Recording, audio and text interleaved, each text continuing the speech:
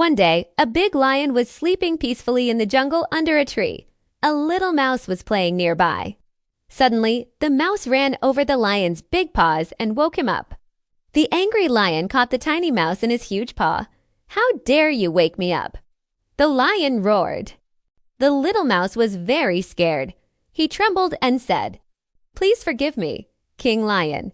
Let me go. One day I might help you." The lion laughed loudly. "You help me? You are so small," he said, but the lion felt kind and decided to let the mouse go.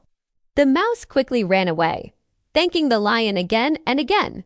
A few days later, the lion was walking in the jungle when suddenly he got trapped in a hunter's strong net. The lion roared loudly for help. The little mouse heard the roar and ran quickly to the lion. "Don't worry, my friend, I will help you," said the mouse. The mouse began to gnaw the ropes of the net with his sharp teeth.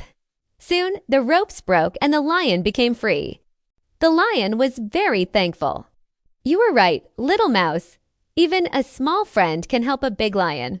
The mouse smiled and said, "Kindness is never wasted. Moral of the story. Even the smallest friend can be a great help."